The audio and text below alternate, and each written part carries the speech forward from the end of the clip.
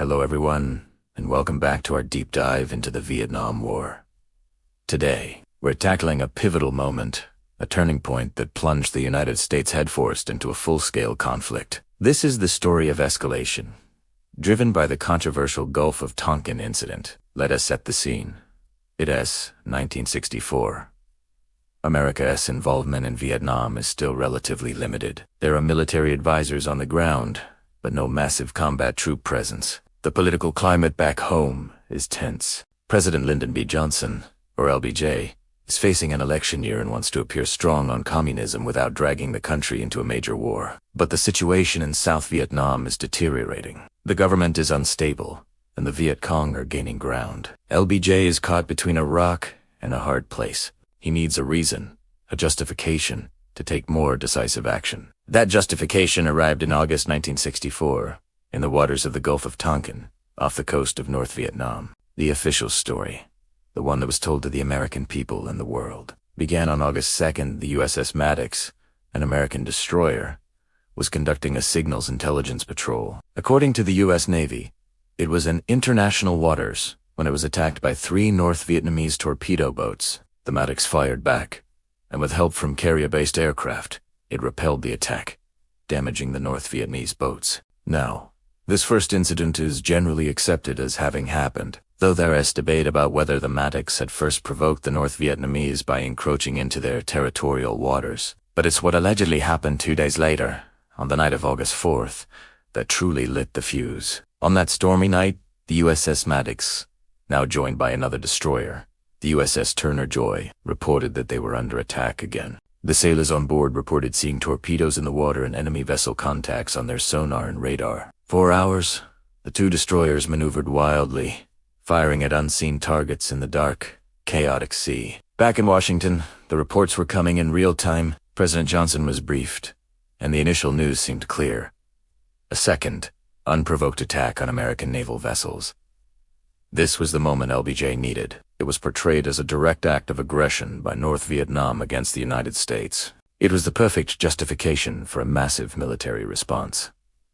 However, almost immediately, there were doubts. The commander on the scene, Captain John Herrick, sent a follow-up message, urging caution. He said that freak weather effects and an overeager sonarman might have been to blame for the chaotic reports. He couldn't be sure that any attack had actually taken place.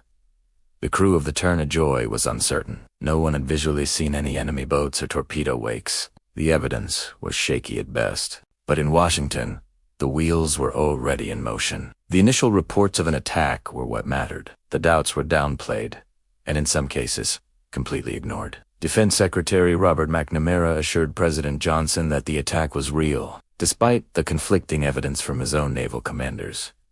Why the rush to judgment? Politics played a huge role.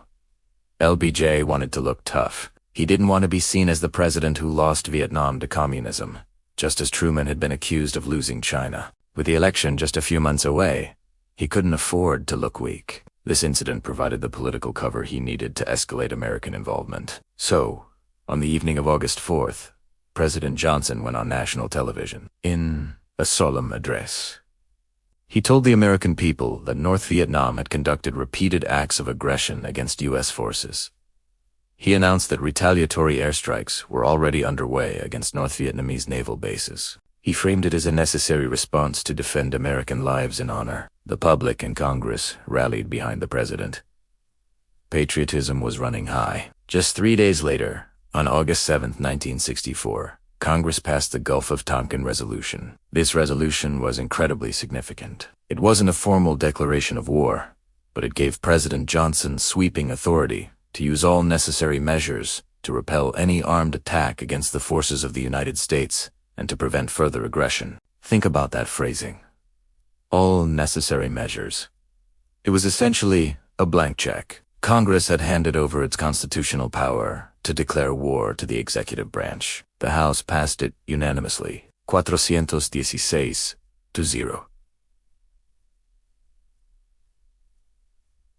The Senate passed it with only 2 dissenting votes. Senators Wayne Morse of Oregon and Ernest Gruening of Alaska. They warned that the resolution would lead to a major, bloody war, but their voices were drowned out in the chorus of national unity. With the Tonkin Resolution in his pocket, LBJ had the legal and political backing to do whatever he deemed necessary in Vietnam. And the escalation began almost immediately. The number of U.S. military advisors grew. Covert operations against North Vietnam increased. The groundwork was being laid for a massive ground war. The real turning point came in early 1965.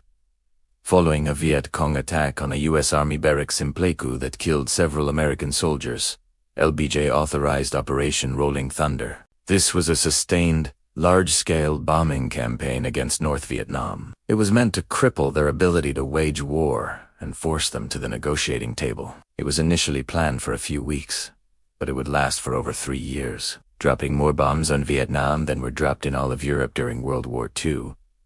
But bombing alone wasn't enough to turn the tide. The South Vietnamese army was still struggling. So, in March 1965, the first official U.S. combat troops, 3,500 Marines, landed on the beaches of Da Nang. Their initial mission was to defend the American airbase there, but soon their mission changed from defense to search and destroy. They were no longer just advisors. They were active combatants. This was the beginning of the Americanization of the war. General William Westmoreland, the commander of U.S. forces in Vietnam, argued that he needed more and more troops to take the fight to the enemy, and LBJ, locked into his course of action, approved the requests. By the end of 1965, there were nearly 200,000 American troops in Vietnam. A year later, that number would double. What had started as a limited advisory role had transformed into a full-blown American war. Years later, declassified documents and internal reports confirmed what many had suspected all along. The second attack in the Gulf of Tonkin on August 4th most likely never happened. It was a phantom event, a combination of bad weather, faulty equipment, and jittery nerves. Intelligence had been misinterpreted, and in some cases, deliberately distorted, to fit a narrative that Washington wanted to sell. The Gulf of Tonkin incident stands as a crucial and cautionary chapter in American history. It shows how misinformation and political pressure can lead a nation into a devastating conflict. The resolution that followed gave the presidency immense war-making powers, setting a precedent that would be debated for decades to come. The escalation that followed the Tonkin incident would cost hundreds of thousands of lives, divide American society, and change the course of history for both the United States and Vietnam. The path to war was paved with a combination of miscalculation, political ambition, and a series of events in a dark, stormy sea that may not have even happened. Thank you for joining me for this part of our series. The story is far from over. In our next episode, we'll look at the nature of the fighting, the experience of the soldiers on the ground, and the growing opposition to the war back home. 1965. America wades deeper into Vietnam. The strategy of graduated pressure, of bombing the North into submission, hasn't worked. So now, the ground troops are coming. Hundreds of thousands of them. Young men, mostly, drafted from every corner of America, sent to fight a war unlike any their fathers had ever known. This wasn't Europe. There were no front lines to advance across, no cities to liberate in a grand push. This was the jungle. And in the jungle, the enemy was everywhere and nowhere. They called it the boonies. A world of triple canopy jungle so thick the sun never reached the ground. The heat was a physical weight, a suffocating blanket that never lifted, day or night. The air was heavy with the smell of damp earth, rotting leaves, and the constant, biting swarm of insects. Soldiers, burdened with 60, 70, sometimes 100 pounds of gear, would patrol 4 days, a slow, agonizing march through a green hell. Every step was a struggle, every sound a potential threat. The jungle itself felt like an enemy, tearing at their clothes, their skin, their nerves. And then there was the real enemy to Viet Cong or VC. They were masters of this terrain, ghosts in the green. They didn't fight like a conventional army. They wouldn't stand and fight a pitched battle. Why would they? The jungle was their fortress. They moved through it like water, striking suddenly and then vanishing before a response could be mounted. They used the terrain, the tunnels, the villages, the very people, as their shield and their sword. For the American GI, the war became a terrifying hunt for an enemy who was always one step ahead. The Viet Cong's tactics were born of ingenuity and desperation. They turned the jungle into a minefield of deadly surprises. Punji sticks sharpened bamboo stakes, often smeared with filth to cause infection, were hidden in pits along well-trodden paths. Tripwires connected to grenades or homemade bombs were strung invisibly across trails. They could be anywhere. A seemingly innocent bundle of leaves, a loose patch of dirt. The psychological toll was immense. Every step was taken with hesitation. Every patrol was a journey into a landscape designed to kill you in a dozen different ways. It wasn't just about fighting an enemy soldier. It was about fighting the ground beneath your feet. Beneath the jungle floor lay another world, a vast, intricate network of tunnels. The tunnels of Siu Chi near Saigon were a prime example. These weren't just simple holes in the ground. They were multi-level complexes with command centers, hospitals, kitchens, and living quarters. They allowed the Viet Cong to live and move right under the noses of American bases. They could pop up, launch an attack, and then disappear back into the earth before anyone knew what was happening. American soldiers, known as tunnel rats, had the terrifying job of crawling into these narrow, dark, booby-trapped passages with just a pistol and a flashlight, hunting an enemy in their own subterranean lair. It was a claustrophobic, terrifying form of combat, a literal descent into hell. The American strategy to counter this was search and destroy. The logic seems simple. Go into the jungle, find the enemy, and eliminate them. But how do you find an enemy that doesn't wear a uniform and melts into the local population? Troops would be choppered into a suspected enemy area, sweep through villages and surrounding jungle, and then be extracted. Body counts became the primary metric of success. If we killed more of them than they killed of us, we were winning. That was the theory. But in practice, it was a brutal, often fruitless endeavor. Soldiers would sweep through a village, question the locals, and search for weapons or supplies. But the Viet Cong were often long gone, warned of the approaching helicopters, or they were standing right there, posing as simple farmers. The frustration was immense. Who was the enemy? Who was the civilian? The lines blurred, and tragedy was often the result. Villages were burned, livestock killed, and civilians caught in the crossfire. These operations, designed to win the hearts and minds of the people, often did the exact opposite, creating more resentment and more recruits for the Viet Cong.